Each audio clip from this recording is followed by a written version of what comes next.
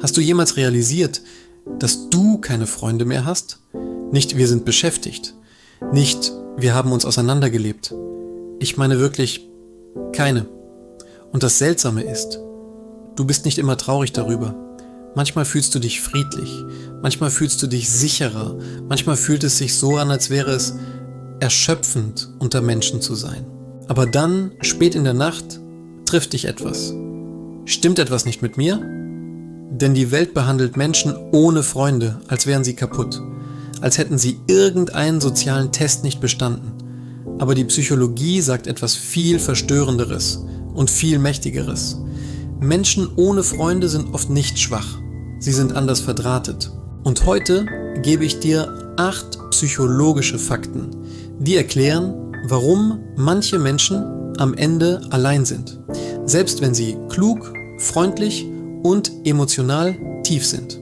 Bleib dran, denn am Ende werde ich die Haupterklärung enthüllen, den versteckten psychologischen Mechanismus, der Menschen still und leise in die Einsamkeit drückt, selbst wenn sie es nicht wollen. Fakt Nummer 1. Du hast nicht Menschen. Du hast Fake-Verbindung, seien wir ehrlich. Die meisten Freundschaften heute sind keine Freundschaften.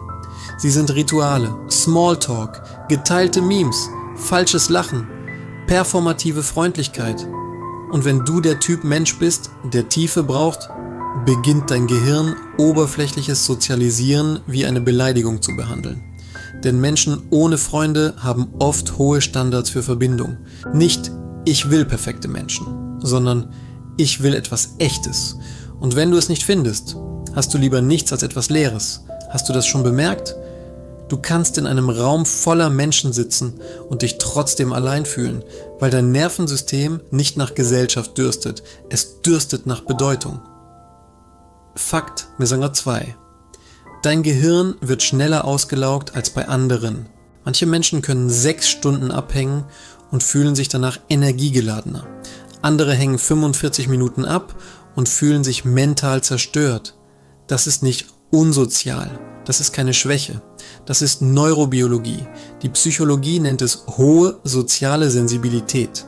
Du absorbierst Tonfall, Mikroausdrücke, Energieverschiebungen, versteckte Spannung. Dein Gehirn scannt Menschen konstant. Was für andere wie nur ein Gespräch aussieht, fühlt sich für dich wie emotionale Arbeit an. Und irgendwann denkst du, warum zwinge ich mich in Umgebungen, die meinen Frieden kosten? Also hörst du auf. Nicht, weil du Menschen hasst, sondern weil dein Geist sich weigert, für soziale Anerkennung zu bluten. Fakt Nummer 3. Du bist zu selbstständig. Und das macht anderen Angst. Hier ist ein Fakt, den die meisten Menschen nicht zugeben wollen. Viele Freundschaften existieren wegen Bedürftigkeit. Sie brauchen Bestätigung, sie brauchen Aufmerksamkeit, sie brauchen jemanden, mit dem sie jammern können. Sie brauchen emotionale Stimulation. Aber Menschen ohne Freunde haben oft geringe soziale Abhängigkeit. Sie können allein sein, sie können ihre Emotionen regulieren. Sie können Probleme lösen, ohne Publikum. Und wenn jemand andere nicht braucht, fühlen sich viele eingeschüchtert, weil deine Unabhängigkeit sie still und leise entlarvt. Sie lässt sie schwach wirken. Also nennen sie dich kalt, arrogant, distanziert, aber in Wahrheit, du bettelst einfach nicht mehr um Verbindung. Fakt Nummer 4, deine Vertrauensschwelle wurde zerstört. Lass mich dich etwas fragen. Hast du Freunde verloren, weil du dich verändert hast oder weil du gelernt hast? Denn Menschen ohne Freunde teilen oft eine Sache. Einen Moment, der ihr Vertrauen gebrochen hat. Verrat, Demütigung, Hinterhältigkeit, falsche Loyalität, ausgenutzt werden. Und wenn es einmal passiert, wird das Gehirn vorsichtig. Aber wenn es wiederholt passiert, wird das Gehirn selektiv. Du erkennst Muster schneller. Du hörst den falschen Ton. Du siehst den versteckten Neid. Du spürst die Energieverschiebung, wenn du erfolgreich bist. Und du lässt Menschen nicht mehr nah an dich heran. Nicht, weil du paranoid bist, sondern weil dein Nervensystem Schmerz länger speichert als Freude. Das ist Überlebenspsychologie. Fakt Nummer 5. Du hast eine tiefere Innenwelt als die meisten. Das ist fast unfair. Denn wenn du viel Zeit allein verbringst, wird deine Innenwelt laut. Du denkst mehr, fühlst mehr, nimmst mehr wahr. Deine Vorstellungskraft wird schärfer, deine Selbstwahrnehmung wird brutal. Und irgendwann fühlen sich die Gespräche der meisten Menschen langweilig an. Nicht, weil du besser bist, sondern weil du auf einer anderen Frequenz lebst. Sie reden über Klatsch. Du denkst über Lebensrichtung nach. Sie reden über Trends. Du denkst über Bedeutung nach. Sie reden, um Stille zu füllen. Du kannst in Stille sitzen und dich erfüllt fühlen. Das ist eine seltene psychologische Eigenschaft. Die meisten Menschen können das nicht. Stille macht ihnen Angst. Fakt 6, du bist zu bewusst über menschliche Natur. Hier wird es dunkel. Menschen ohne Freunde sehen oft etwas, das die meisten nicht sehen wollen. Wie transaktional Beziehungen wirklich sind. Du bemerkst, dass Menschen dich mehr mögen, wenn du nützlich bist. Du bemerkst, dass Respekt sich ändert, wenn du schwach bist. Du bemerkst, dass Loyalität verschwindet, wenn du aufhörst, sie zu unterhalten. Und wenn dir das bewusst wird, schaltet in dir etwas ab. Denn wenn du das Spiel einmal siehst, kannst du es nicht mehr ungesehen machen. Also spielst du nicht mehr mit. Und Menschen nennen das Einsamkeit. Aber es ist keine Einsamkeit. Es ist Desillusionierung. Du bist nicht allein, weil dich niemand will. Du bist allein, weil dein Gehirn sich weigert, falsche Liebe zu akzeptieren. Fakt Nummer 7. Du kannst nicht in Gruppendynamik passen, ohne dich selbst zu verlieren. Das ist ein Geheimnis, über das niemand spricht. Gruppen verlangen Konformität. Auch wenn sie behaupten, sie würden es nicht tun. Sie bestrafen Unterschiede mit subtiler Scham. Wenn du zu ehrlich bist, bist du intensiv. Wenn du zu tief bist, bist du komisch. Wenn du nicht über Grausamkeit lachst, bist du langweilig. Wenn du nicht der Herde folgst, bist du arrogant. Und was passiert? Menschen mit einer starken Identität enden oft isoliert.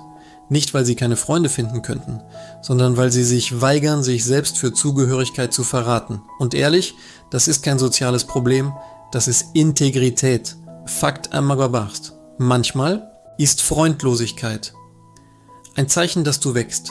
Das ist der wichtigste Punkt. Manchmal hast du keine Freunde, weil du bist deinem alten Selbst entwachsen, deinen alten Kreisen, deiner alten Version. Und jetzt bist du in einer psychologischen Phase, die man nennt Übergangsisolation. Sie passiert, wenn dein Geist schneller wächst als dein soziales Umfeld. Es fühlt sich an, wie Menschen verlieren. Aber es ist eigentlich Abstreifen. Denn je mehr du wächst, desto schwerer wird es, bei denen zu sitzen, die klein bleiben. Also tut dein Gehirn das einzig Logische. Es schützt dich mit Abstand. Aber es erzeugt auch eine Leere, weil du zwischen Welten bist. Nicht mehr die Person, die du warst, aber noch nicht umgeben von den Menschen, zu denen du wirst. Aber hier ist, was die meisten übersehen. Und hier wird es beängstigend. Menschen sehen dich allein und denken, du musst einsam sein. Aber Einsamkeit ist nicht das Fehlen von Menschen. Einsamkeit ist das Fehlen von emotionaler Sicherheit. Du kannst umgeben sein und einsam und du kannst allein sein und friedlich. Die Frage ist also nicht, warum hast du keine Freunde? Die Frage ist, warum fühlt sich dein Nervensystem ohne sie sicherer? Und das bringt uns zur Haupterklärung, die ich versprochen habe. Die Haupterklärung, die alles verändert. Der wichtigste psychologische Grund, warum Menschen Freunde verlieren oder aufhören, neue zu finden, ist nicht, dass sie unsozial sind. Es ist das hier. Dein Gehirn verbindet Menschen mit emotionaler Gefahr. Nicht bewusst, sondern biologisch. Dein Nervensystem hat gelernt. Menschen, Erschöpfung, Menschen, Verrat. Menschen, Performance. Menschen, Urteil. Menschen, Drama. Menschen, Schmerz. Also wählt es Einsamkeit, weil Einsamkeit vorhersehbar ist. Einsamkeit verrät dich nicht. Einsamkeit testet dich nicht. Einsamkeit saugt dich nicht aus. Und sobald dein Gehirn diese Verbindung herstellt, beginnst du unbewusst ein Leben zu bauen, in dem niemand nah an dich herankommt. Selbst wenn ein Teil von dir immer noch Liebe will. Darum ist das nicht nur sozial. Es ist Trauma.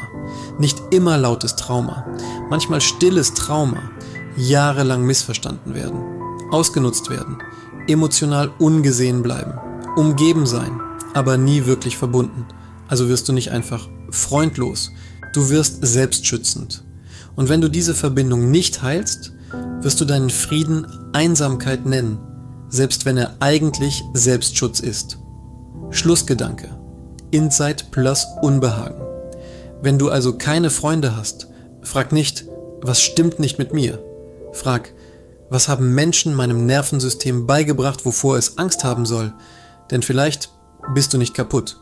Vielleicht bist du nicht unsozial. Vielleicht bist du nicht kalt. Vielleicht bist du einfach jemand, dessen Gehirn aufgewacht ist und sich geweigert hat, weiterhin für Fake-Verbindung mit echtem Schmerz zu bezahlen. Und hier ist die Frage, die nach diesem Video in dir bleiben sollte. Wenn morgen die richtigen Menschen in dein Leben kommen, würdest du überhaupt wissen, wie du sie reinlässt?